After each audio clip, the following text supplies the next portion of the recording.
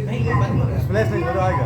गाड़ी क्रमांक 1280 सुपरफास्ट समता एक्सप्रेस थोड़ी ही नमस्कार, मैं मुसाफिर अक्सर आपको एक सैर पर ले जाता हूं जहां के रास्ते खुद ब खुद अपनी कहानियां बयां करते हैं। अब इन रुकी हुई पटरियों को देखिए, जिन्हें खुद किसी मंजिल की ख्वाहिश नहीं, पर न जाने कितने ही मुसाफिरों को उनकी मंजिल की गोद में छोड़ आते हैं। बचपन के किस्सों में चुक चुक करने वाली गाड़ी आवाज नहीं करती, वो कोयले की गालिक से गर्म होकर गुस्से में लाल लाल होकर दौड़ने वाली गाड़ी अब बिजली के झटकों के चटखारे लिए चलती रहती है।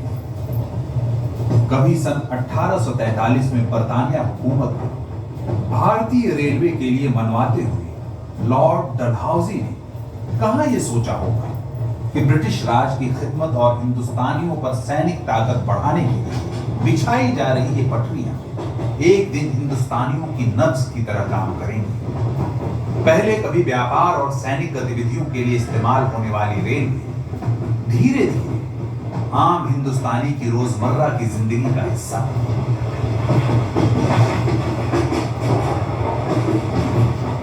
आज के हमारे इस सफर की एक धुंधली तस्वीर खींचते हुए कुछ बातें जो जहन में ताजा होती हैं, उनमें से एक है 1911 में शुरू हुई पंजाब में मुंबई से पेशावर के बीच पड़ने वाले 37 छोटे बड़े स्टेशन और साथ ही रेल के कुछ पुराने खट्टे मीठे इतिहास। आजादी की लड़ाई से लेकर कई दुल्हनों की विदाई तक इन रेल की पटरियों ने बहुत कुछ देखा और सुना है।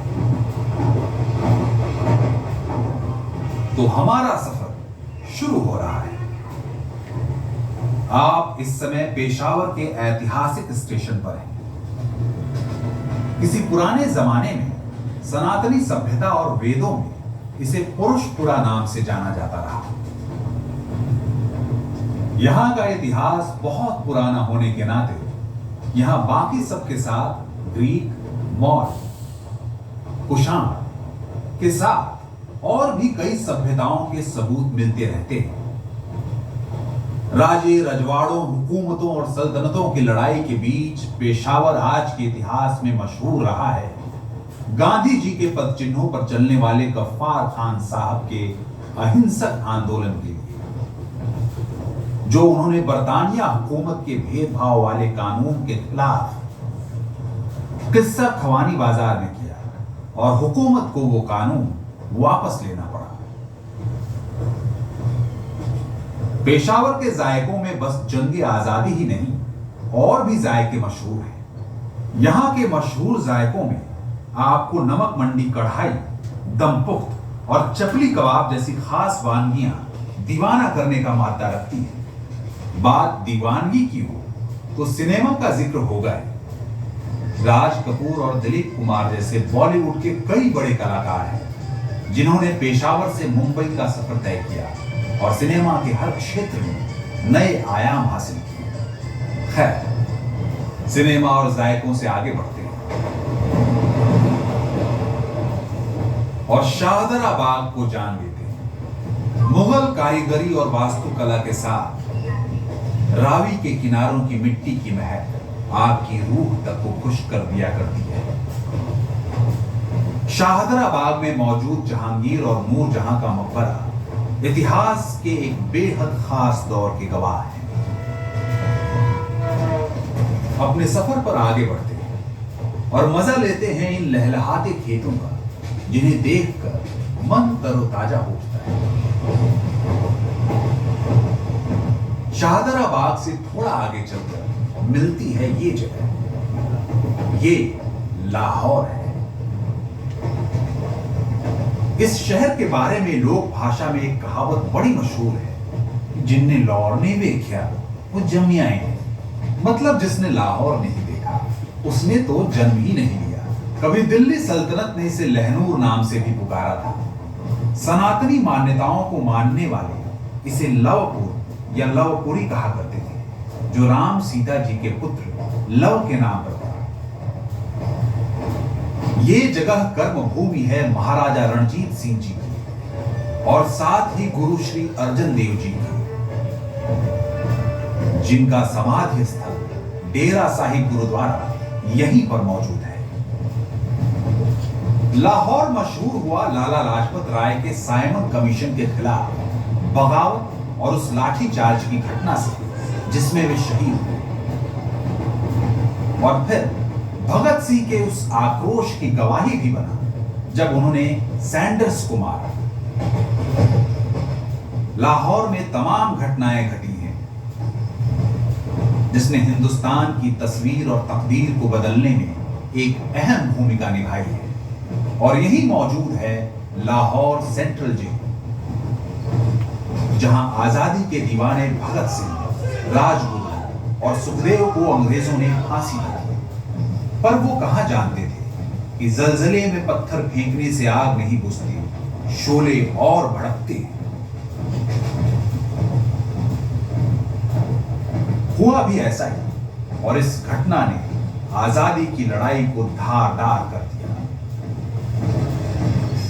तो अपने सफर को जारी रखते हुए अब चलते हैं अपने अगले स्टेशन पर, जिसका नाम लव के ही भाई कुश के नाम पर पहले कशावर रखा गया और कशावर ही आगे चलकर बन गया कसूर। वो आपके लजीज खानों में आने वाली एक बेहतरीन खुशबू, जिस मसाले को हम कसूरी मेथी के नाम से जानते हैं, वो यहीं से चली है। खैर, बात सिर्फ मसालों की ही नहीं, थोड़ी खुदाया भी है। कसूर शहर मशहूर पीर बुल्ले शाह और बाबा फरीद चिश्ती का शहर है। कई पीरों की मजारों से रोशन इस शहर को पीरों का शहर भी कहा जाता है। इन गलियों में बुल्ले शाह के शेर के अशआर भारतीय संगीत की धुन में सराबोर होकर सुनने को जब भी मिलता है तो मानो रूह तक को सुकून मिल जाया करता है। कसूर में श्री मालजी साहब गुरुद्वारा भी है।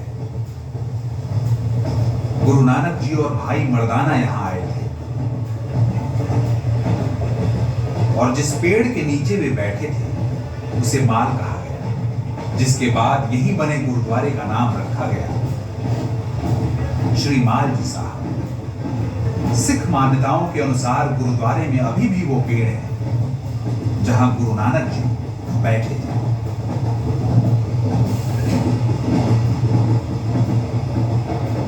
अब आप अपनी नजरों को दिलचस्प नजारों के साथ साथ इस ब्रिज पे भी रोशनी डालने को गई। इसे कैसरे हिंद ब्रिज के नाम से जाना जाता है। सतलुज नदी के ऊपर से गुजरते इस ब्रिज का इतिहास यूं भी खास है क्योंकि कुछ वक्त के लिए इस पर पाकिस्तान का कब्जा रहा, पर 1971 की लड़ाई के बाद हिंदुस्तान ने इस पर वापस अपना परचम लहरा दिया। अब जब आप यहां से गुजर ही रहे हैं तो बता दें कि अब आप इस सफर के एक बेहद खास पड़ाव पर हैं और ये है पंजाब के फिरोजपुर में लगता एक गांव जिसे लोग हुसैनी वाला के नाम से जानते हैं। इसका नाम एक मुस्लिम पीर गुलाम हुसैनी वाला के नाम पर आबाद है।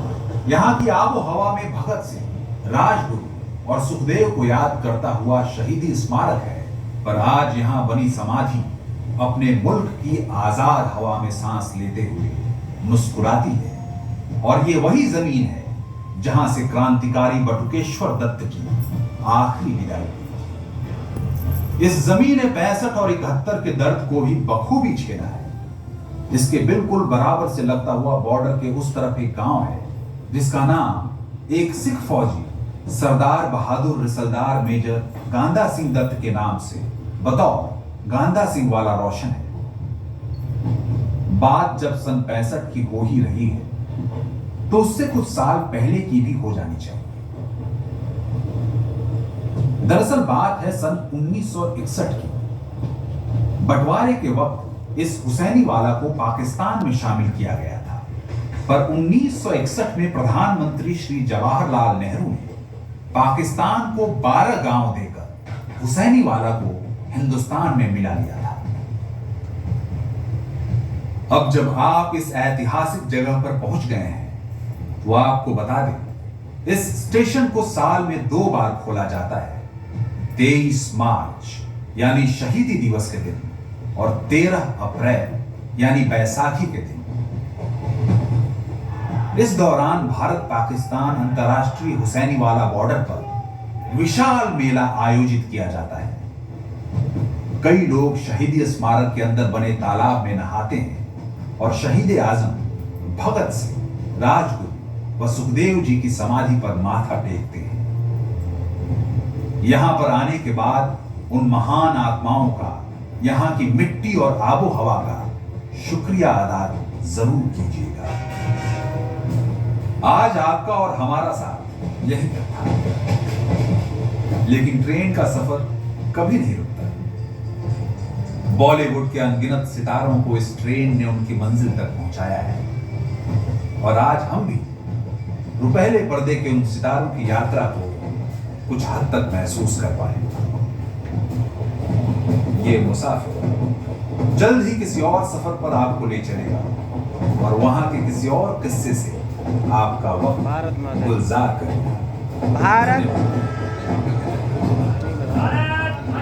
जय मातरम।